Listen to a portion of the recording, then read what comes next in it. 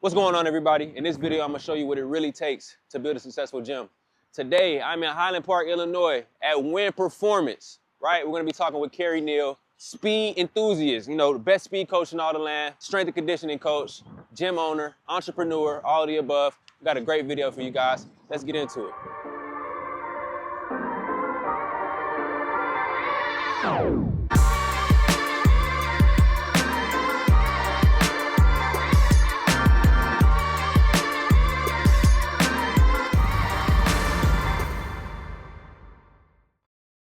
Kerry Neal, what's going on, man? Welcome, my boy. Appreciate you for having me, man. Yeah, man, so show me around. This is the house, man. Yeah. Win Performance. We got everything from dumbbells to the benches to the kettlebell racks. We got all the way to our power side of the gym, strength side of the gym. We got squat racks.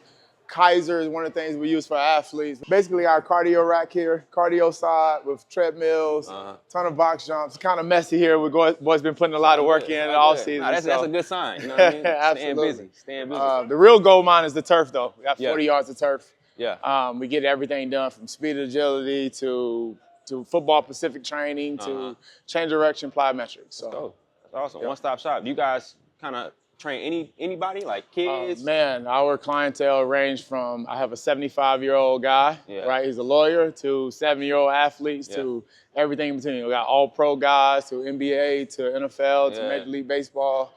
You name it, we train them. So we even have a general public here that trains with us as well. I was gonna ask you, like, what do you call regular people? General public. We call them athletes. I feel like everybody's an athlete. We have a goal. Our job is to help you get to the next level to it.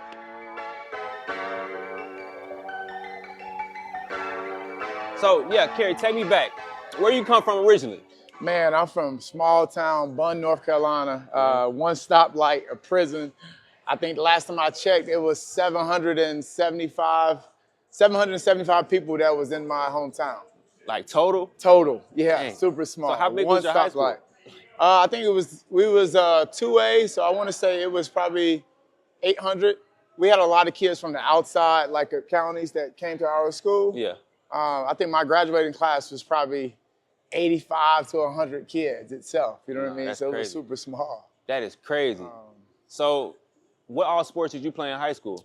Man, I started out, basketball was like everything. I love basketball. I think basketball today is still the greatest game. Obviously, football is the greatest game, but basketball is the first game that I fell in love with. I ran track briefly and just football. I didn't do it, no baseball for me, anything like that. So how did you focus in on football? How did you get into being? Man, I had an older brother, so I was a basketball player. He was football, and we were super competitive. So he had all these trophies. So the only way I knew I can catch up with him and just get bragging rights in the house is pick up another game, pick up another sport. Football was like, everybody, oh, you big, you should play. I'm like, all right, screw it, let me go out there and let me try it. Played it, man. At first I hated it, then I guess I just worked. I hated it. I'm super competitive. Right? So I just worked, and kind of just got good not knowing it. You really had no clue what I was doing. I started playing football, 7th grade was the first time I ever put pads on. That's relatively late for especially for achieving success in football, you know what I mean? So on varsity, I was a varsity letterman my freshman year. I think I had like 3 or 4 interceptions freshman year.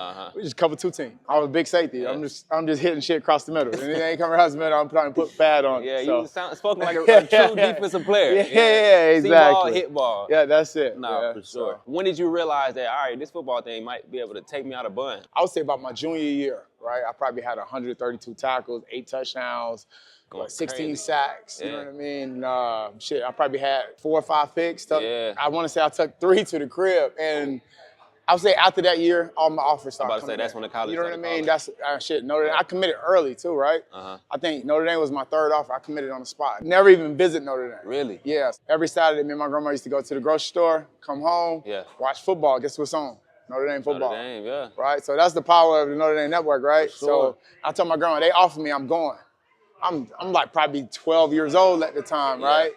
And they offered me, I committed on the spot. Like, hey, coach, you don't even got to sell it, I'm coming. Finally took my visit to school. It was so crazy that my coach, we did we cooked food at the school to raise money so I can get on a flight. School Like we had like a barbecue plate sale. like selling like plates for like $10, almost, right? Yeah. Just to get me a ticket just to go out there to Notre Dame. That's how crazy it was. That is really. wild. Started from the bottom, right? For now sure. it's For sure. Then I got there, had a ton of success early in my career, man. So it was a journey. You know what I mean? So yeah, for sure. So junior year, that's when it really started to kick in. Then senior year was kind of, I knew where I was going. I could take, a lot of pressure was off my shoulders, you know what I mean? I think that's one of the benefits of committing early. Like, you don't got to deal with too much politics, too much shaking you can hands and talking. You can just kind of focus on, on where ball. I'm going. I know what my next step is. Yeah, that comes with a lot of pressure too, though, because you want to do so well. My junior year, we lost in the round right before the state championship. Then my senior year, we lost in the third round.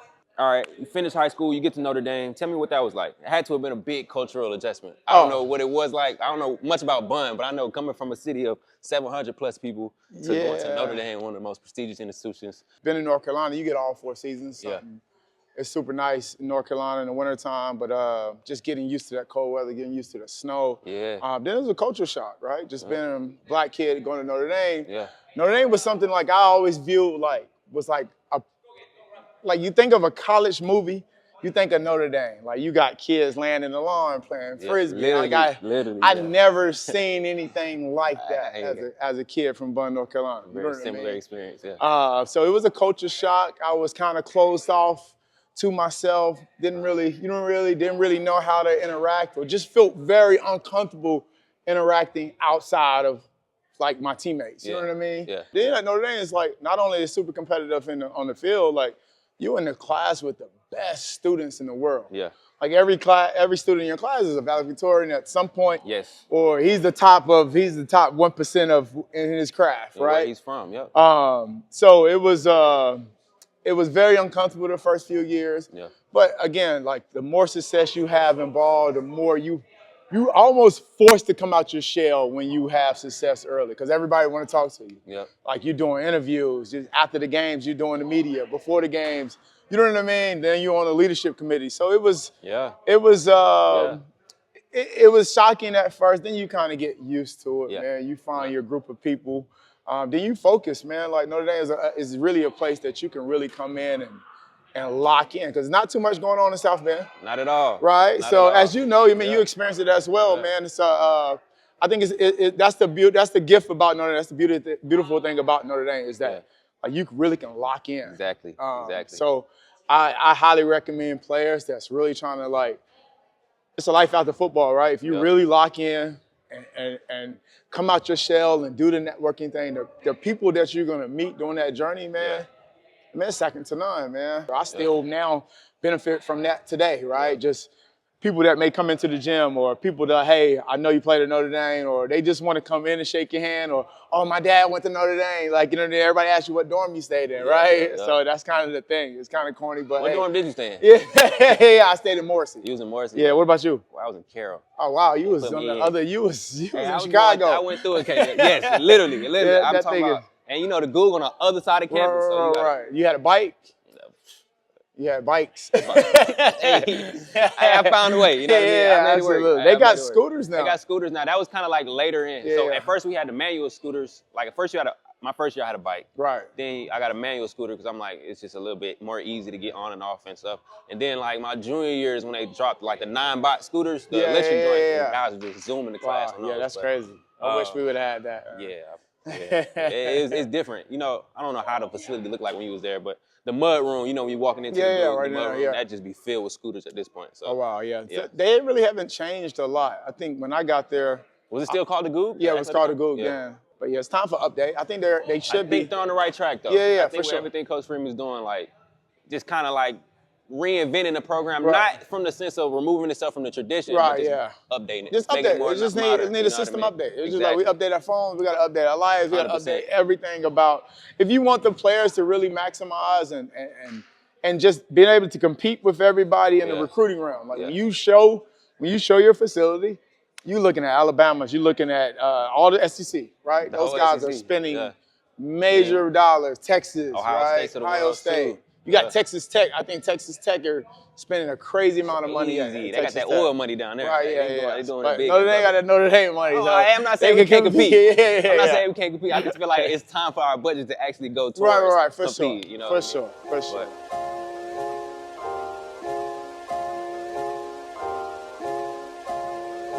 All right, so you go to Notre Dame, captain, starter. How many years you start there? Man, I played in 52 games, a 4-year starter, bro. Yeah, 4-year starter. So very accredited Notre Dame football player. Yeah.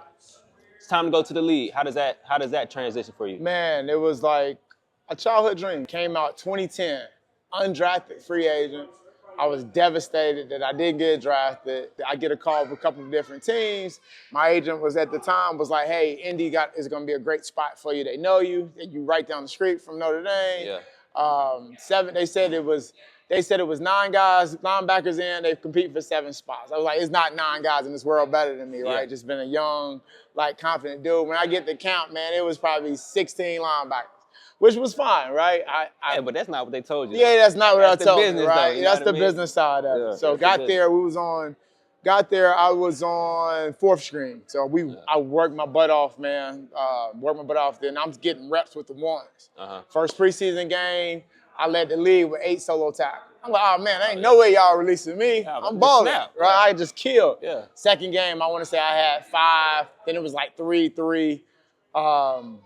Then, like, again, had an amazing preseason. I said about 1 o'clock, I get a call. Like, man, I'm like, coach must be calling me to congratulate me. Yeah. Man, they called me and released me, man. I was devastated. But it was a learning experience for me, man. Yeah. I feel like I did everything I possibly could to make that team. Unfortunately, it didn't happen.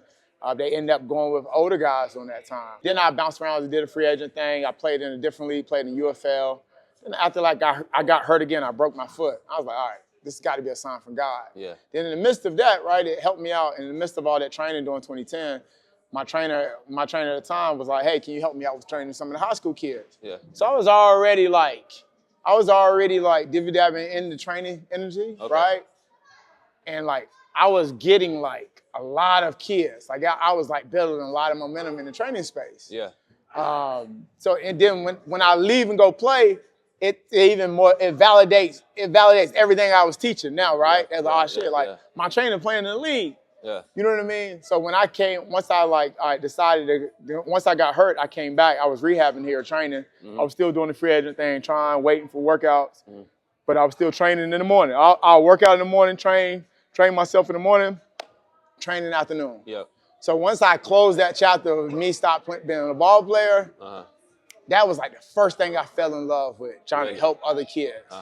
So would you say that when you started the transition into training, it was kind of easy because you had such a passion for it already, or do you feel like it was something where it was like, I'm not really ready to get into it, but I got to because this football stuff's not playing out how I want to? At first it was hard because I didn't want to accept reality of, I didn't want to accept reality that it was over and that chapter was done with me.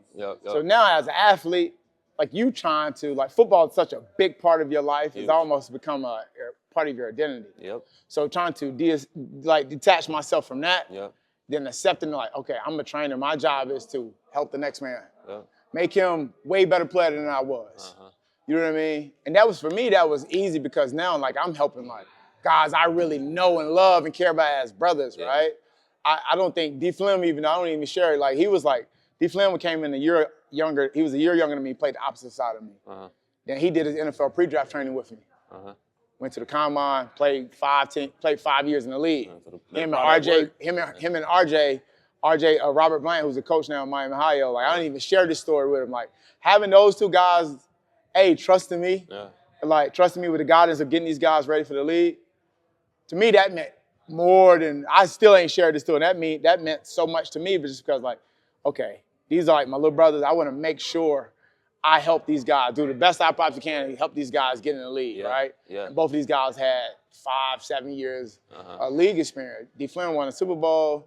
You know what I mean? Yeah, that had to have been like super, super big in building your confidence. Yeah, oh my God. Going in from, like you said, you spend so much time with being a football player. You spend so much time putting into these skills that when it's time to transfer out, it's like, I'm going to have an uneasiness because it doesn't really translate. The skills that I develop outside, but you are a leader, so that does translate in your ability to talk to people. But I'm not going to be hitting people. I'm not going to be filling A-gaps in the real world. You know what I mean? But absolutely. Having those guys that you trust and care about, developing them, and then see them go and have a good career, kind of give you that confidence to be like, all right, I can really do this. And, right, and it works. You know what I mean? It works. Would you say that was the moment where you felt like the light switch moment, like, yeah, this is it. This is where I was. Or how long did it take for you to be like, you know what, the training is what I want to do. This might be my calling. Nah, that was the moment. I was like, okay, let me start taking it serious, right? And I still kind of like, all right, I still want to play. Yeah. Then it was times that like I used to train linebackers, right? And it was one of those things like I'm looking at guys like, man, there's no way I'm not in the league. Like once I got that out of my system, man, it really like just took off for me. You know what I mean? What was that moment that made you want to kind of diversify into going from purely training athletes, like established athletes, to training anybody?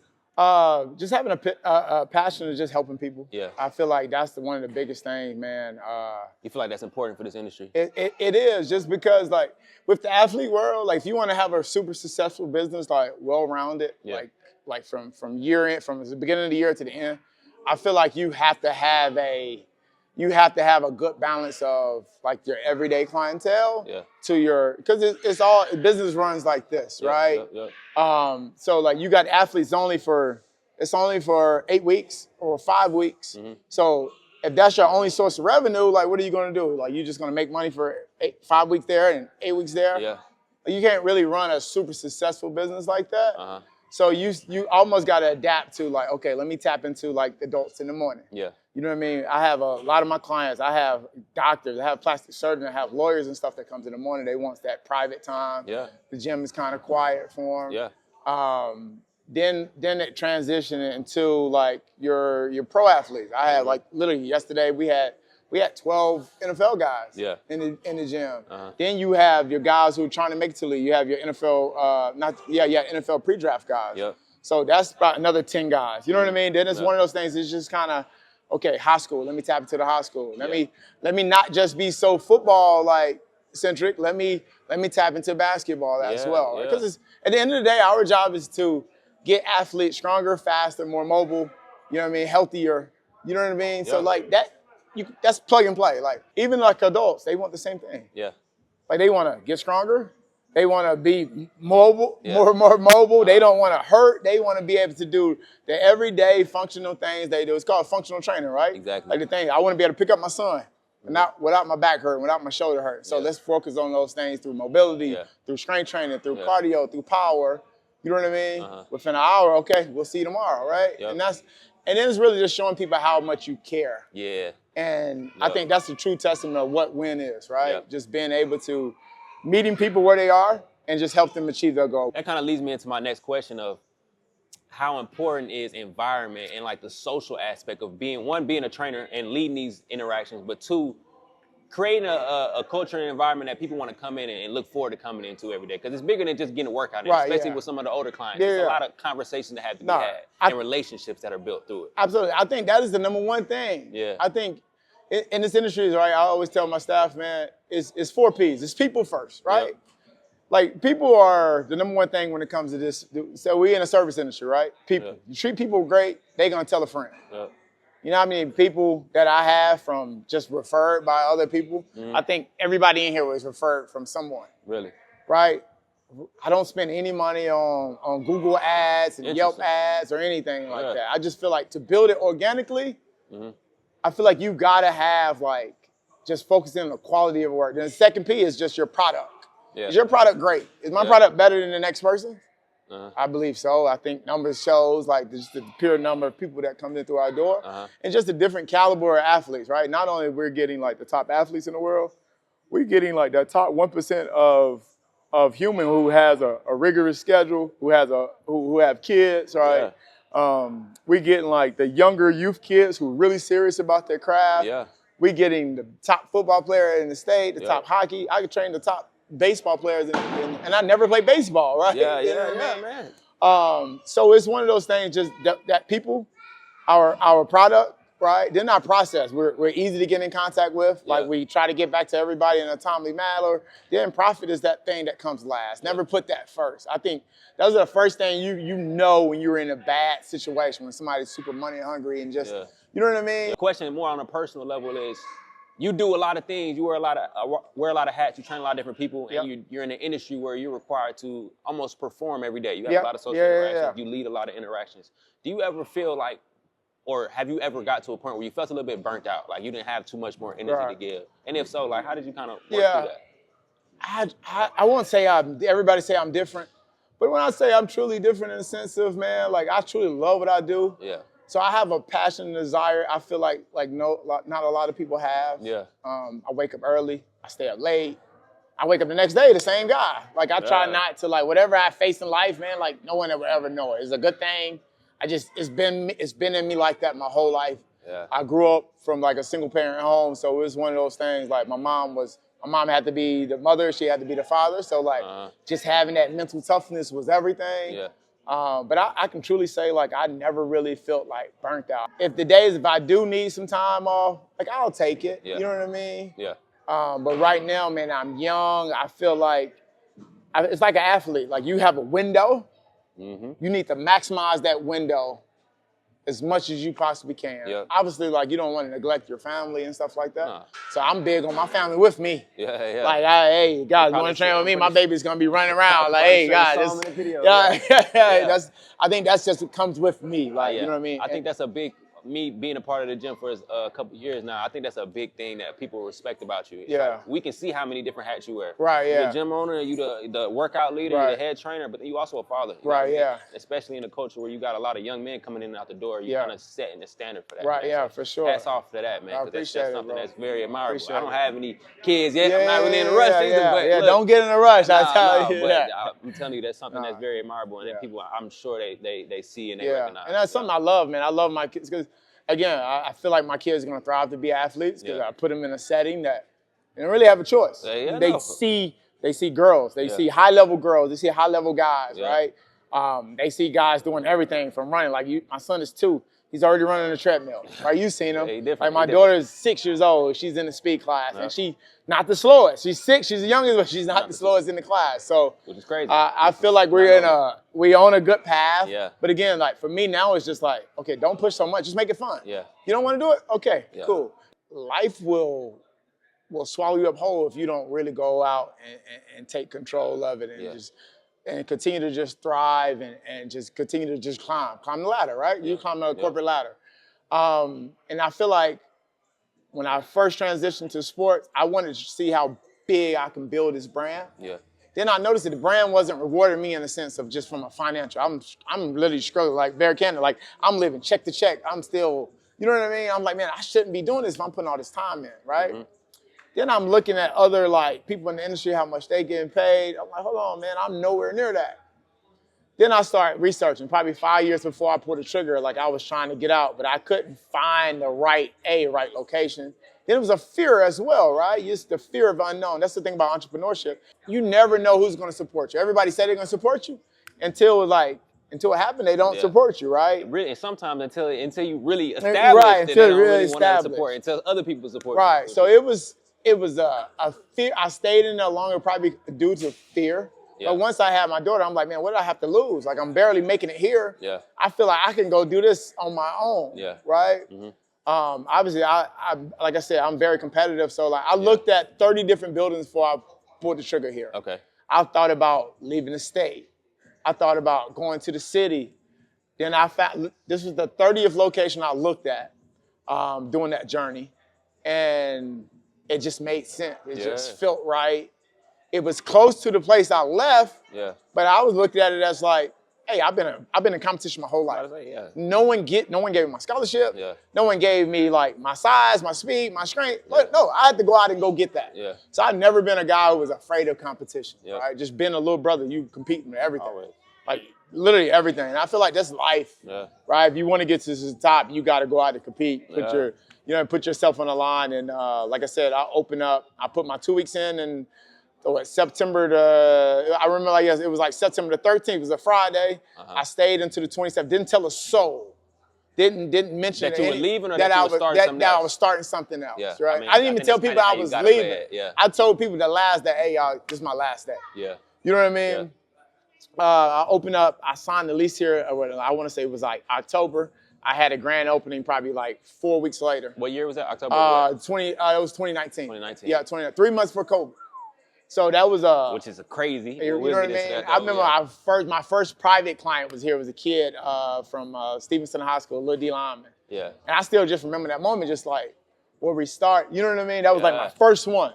I was super excited. I bet. You know what I mean? In your own space. Right. Like, didn't have no equipment. We probably had, I think we had the racks and some sleds. That was about it. And we had the dumbbell rack. That was really it. Like, we didn't even have mirrors on the wall at the time. Really? You know what I mean? It was super bare in here. So, man, it was, now that you look at the growth, like, you don't really get a chance to, like, look back and reflect on it until times like this. You know what I mean? 'Cause I'm so, like, you're in it. I'm in it. You know what I mean? Still trying to grow it. Still trying to grow it, man. I'm nowhere near what we can be. Like, I have crazy, I'm like a visionary. Like, even like the blueprint of this place, I didn't draw it out. I just knew what I wanted it to look like. You know what I mean? Yeah. And it was a blessing in disguise that I was at that gym because I really had 9 years of ownership. Yeah. Because they basically gave me the keys, like, hey, you go run this. Yeah. But I didn't have to take any risks. So now, like, when you sign a lease, you're the one that everything's on you, right? From how it looked, from how it smelled, from what it represents, how it feels to people. You know what I mean? Just everything from what workouts you're pushing, like from everything, who you let in. You know what I mean? It's so much stuff that's on your shoulders. Yeah. But again, if you go in there with like a pure heart and having an understanding behind the science of what we're trying to accomplish. Yeah. And understand what the athletes want. You can't just have hey, this is what I'm doing, this is why I'm doing it. Some people may not like that, obviously. Yeah. What would you say was the biggest challenge that you faced? 3 months in, COVID shut the whole world down. Everything. And everything. I don't even think people understand is what I had to do to... Especially, I didn't mean to cut you off, but especially in Chicago, especially in Illinois. You know what I mean? You know, some states was different than others. Right. What I had to do to keep this place up and running, right? Yeah. Many nights we was just up praying like, God, man, like what am I supposed to be doing at this time? Yeah. They're literally just back against the wall. Okay, let me focus on the pros because they had to have an NFL season. Yeah. So I was fortunate enough to have about 18 to 20 pros on that time. We was sneaking guys into the back door. We was going to parks. I used to pay the little security guard at Lake Forest High School $20 to get me on the field.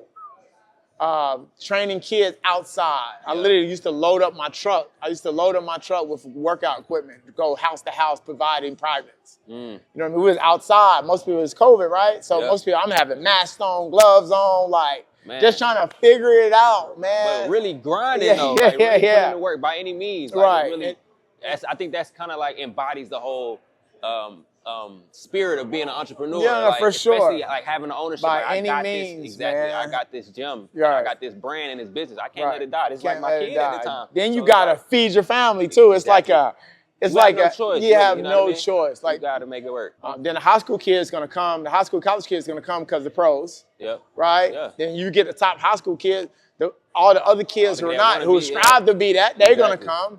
Then some of the adults who are big sports fans, they want to come just to talk sports. They want to be in the same space, and it's just like it's all the same. Yeah. Everybody here to get better. Yeah. It don't matter what the goal is. They all here to get better. All right, so I want to give a little bit of game for anybody that potentially wants to get into this space. First thing I want to ask is, what do you feel like separates an average trainer from a good trainer, and then a good trainer from the great ones? Attention to detail is everything. Yeah. I think you just go back to sports. What makes the best players in the world the best players? Is that way more athletic than everybody? Some are. Yeah. Right? But for the most part, it's attention to detail. That's when you're going to get those big leaps. Yeah. That's how I'm able to get guys from a 4.67 to a 4.39 in 8 weeks, is that understand the science behind it and then understand the attention to detail. 100%. You know what I mean? Yeah. And I think from a trainer, I think that is the key to it. Just attention to detail to people. Just being locked in, treating everybody how you want to be treated. And next thing you know, you're gonna have so many clients like, hey, you're gonna have to pass it off to your rest of your staff just because it's too many of them. So it's really as much as it is like you got to know your stuff. Bigger than that, it's a service industry. It's a service. You got to know how to interact with people. You got to know how to treat people well. Right. And answer or fit the needs that they kind of are coming in with, right? No one wants to talk to like a book. If you just like you got to be just personal. Yeah. You know what I mean? Yeah. I think a lot of people just come in here.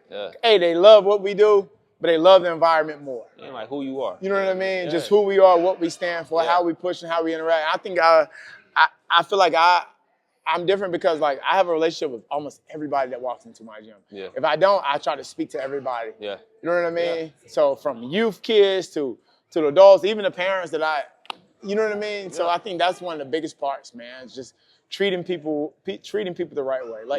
Like, A, you got to understand what you're doing, understand the science behind it. But it really comes down to like just the people. The people. How do you make the people? So for those that are interested in getting better, man, improve your personable skills. Yeah. Learn how to interact with people. All right, so if you could go back to when you first started of owning the gym and do anything differently, is there anything you would do differently? I would say no, man. I feel like everything happens for a reason in life. Yeah. COVID taught me so much. Yeah. I can't think of anything I would change in a sense of. Or if you could go back to your younger self or 5-6 years ago and give him a piece of advice. Well, you can't tell him about COVID, but just give him a piece of advice about being a trainer or being a business owner, really. Running your own gym. I just feel like everything happens for a reason and it allows you to like be who you are. You know what I mean? In a sense of like just not to get crazy personal. I grew up without my dad in my life, right? Yeah. And I think that what made me the father I am now, just because I learned what not to do because I didn't have. Yeah. You know what I mean? So like, I feel like if you can go in and I can tell you the secret, I feel like that do a disservice for you in your journey because you need those little drops in life, those little tough moments because they gonna spring you forward. Yeah. If I just give you the game, give you the blueprint, it's gonna be too easy. And when you hit adversity, like you may not know how to respond. You know what I mean? 100%. So I always tell kids like, don't skip the step. Yeah. Go through it. Yeah. Suck at it. Then you're gonna figure out so much about yourself. Yeah. More than important. You know what I mean? I think that is like, that's how I view life. Like anything that happened in my life, I accept it. It's cool, whatever. I'm somehow, some way, I'm gonna learn from that piece. Yeah. You know what I mean? Yeah. You know, at some point, it's gonna come back around and I'm like, oh shit, this prepared me for that. Well, I'm talking to the top speed guy. I would say in the Midwest. Man, I appreciate that. You know, let's show some of the people some techniques or some drills that they could do to help them get faster, or something they can implement into their daily thing regimen to kind of make them improve. You want to go into details or something super simple? It's totally up to you. I mean, we got some space. Let's just stand up. For sure. Good.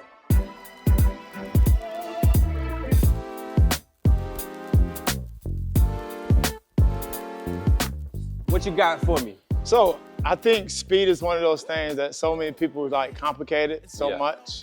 I think one of those things when it comes to speed is just understanding like positioning when you're talking about acceleration. So I'll show you guys a real quick drill I like to do just so kids can understand positioning first. So one of the first drills I do with my athletes, we just talking about, it's like a simple wall drill. You can go hands on the wall, or if you got a prowler, that's even better. Now, I always tell 3 things I look for. I'll say balls of your feet, drive your pelvis forward, and you want to have your head down, eyes going to be up, right? So if you notice from my head to my foot, everything's in a straight line. Straight line, yep. So all I want to see my athletes do here is just learning how to just march in first. So we come in here, get that hip high, and just focus on making sure my foot striking slightly behind the hips. Yep.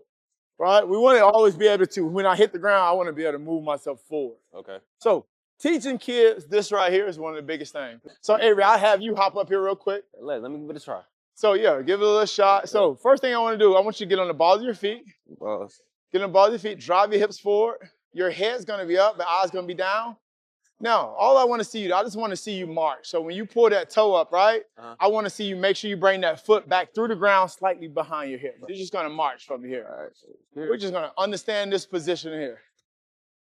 All right, you see how everything, and you're pushing the ground forward. Once you hit the ground, everything should be pushing more horizontal. I feel like a little pop. Right, you feel a little pop? Yeah. So, like I said, you can do this from the wall. You can do this from your house, your room, your bedroom for all the younger athletes. Kind of just reinforce. Right, yeah, just reinforce the mechanics. Yeah.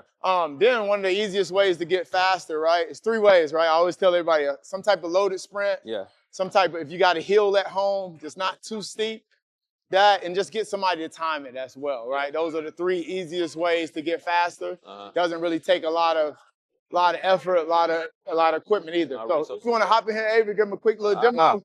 So what should my stance look like split wise? So, like, is you have a universal split, or is it kind of like a I would say thing? it's a feel thing because everybody everybody limbs are a little different, right? You got guys with longer legs, their feet may be staggered a little farther back. So get in a little. Let's go left foot up in front. Left foot. I want left knee over your left toe. Okay. I want to try to get your butt higher than your shoulders. All right. Right? And I just want you to big push out, right? Just driving back. Let your feet land behind your hips slightly. Give me a hard 5-step. Good. Ooh. So I would highly recommend that to any athletes, man, who's trying to really get faster. How far do you think they should take it?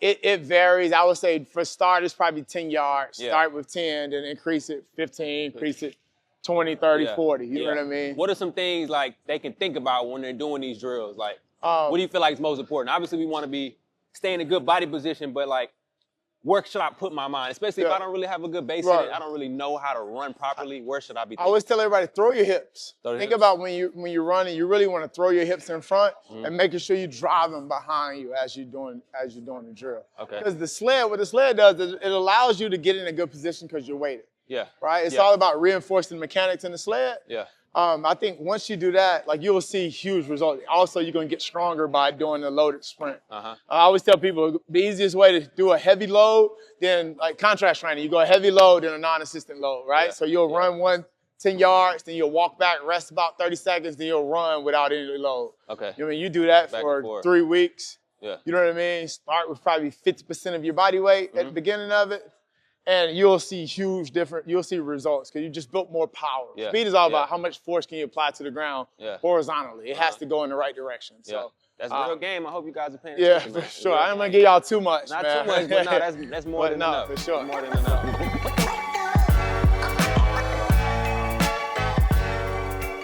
All right, Kerry, last segment. Play a little game of this or that, you know, let the people get a little understanding of you, how you wired, and kind of your take on some interesting topics to choose from, all right? Sure. First one we got, prime MJ or prime LeBron? Oh, LeBron, 10 out of 10. Prime LeBron over, okay, all right. 10 out of 10. 10 out of 10 is kind of crazy. 10 out of 10. 10 out of 10. All right, boxing or UFC? I'm a boxing fan. I think it's the art of boxing is huge. I love boxing. Would you prefer a prime Ray Lewis at your Mike linebacker or a prime Luke Kuechly? I think I would say Ray. The reason why is just the motivation that we made, like the pregame speech. I feel like Ray gonna have the whole locker room, whole stadium in tears, ready to run through the wall. Yeah, ready to run through a brick wall. Ray's pregame speeches are crazy. Even when he relives the moment, it's crazy. He's a great storyteller. Yeah, you get chills watching it. All right, would you rather have courtside NBA tickets or NFL suite tickets? Oh, courtside, for sure. For sure. I don't even like going to NFL games, truth be told. Like, I'll go to support my guys, but definitely courtside NBA. Yeah. I mean, I love football, don't get me wrong, but watching a football game, it's a lot of breaks. It's too long, man. Too long. And basketball is action, and they going at it. It's quick, too, right? And you get to see up close so many phenomenal athletes, you know what I mean? Sure. All right. Would you rather 10x your network or 10x your cash flow? Ooh, man. That's a tough one. I'm 36. Give me 10x cash. Okay, all right. Yeah. All right, would you rather super strength or the ability to fly? Give me fly. I can get everywhere. I don't got to drive no more. For sure. Got a few more. If you could play in either the NBA Finals Game 7 or the Super Bowl, what would you rather do? Man, give me the finals, bro. Really? NBA, give me the ball, LeBron. I'm sitting in the corner. Nah, LeBron is crazy. He's a super Hey, you can tell this guy loves LeBron. Love him some LeBron. All right, would you rather invest in Bitcoin or real estate? Oh, man, real estate. I think real estate is a forever thing. We're always going to need places to stay. Bitcoin, you just never know, man. You might wake up tomorrow and the whole world is shut down. And with all your money, you can't even touch it. All right, would you rather $1 million today or $10,000 every month for the rest of your life? Give me 10. 10K a month? Yeah, 10K. Yeah, give me 10. Okay. I'll take that 10. Yeah. Would you rather $5 million today or go back 15 years with the knowledge you have today? Give me 5. I don't want to go back. I'll take the 5. I'll take the 5. I do not want to go back. Free food for life or free travel for life? Food. You're always going to need food. Really? Yeah. Really? I got the $5 million. I can go. I can travel. Yeah. I can go wherever I want. That's true. That's true. Would you rather perfect memory or impenetrable focus? Ooh. It's a tough one. That's a tough one, man. Perfect memory. Focus. I like the focus. You take the focus? Yeah, I take the focus. Yeah. You can, as humans, we procrastinate a lot. And we're distracted. We Yeah, live in the age of distractions. Yeah, right. That's the thing. For sure. Yeah. I like it. I like it. All right. Last one. Would you rather speak every language or be able to play every instrument? Language. Then you can communicate more. I figured you'd say that, especially as somebody in the service. You know what I mean? Especially in the service industry. I can go anywhere, right, provide this service. So yeah, for sure. All right, that is the end of the segment, man. I appreciate you for having me. Man. Last thing, let the people know where they can find you, social media, where you're located, all of that. Guys, I'm in Highland Park, Illinois at Win Performance. You can follow me personally at K_Neal56, or you can follow Win Performance _ at on Instagram for all of them. Yeah, we'll have all of that tagged and linked below as well. But yeah, man, Kerry Neal, I appreciate you. Honor to be on it, man. I appreciate you, brother. Yes, sir. Luck to you and everything, brother. Thank you. Yeah.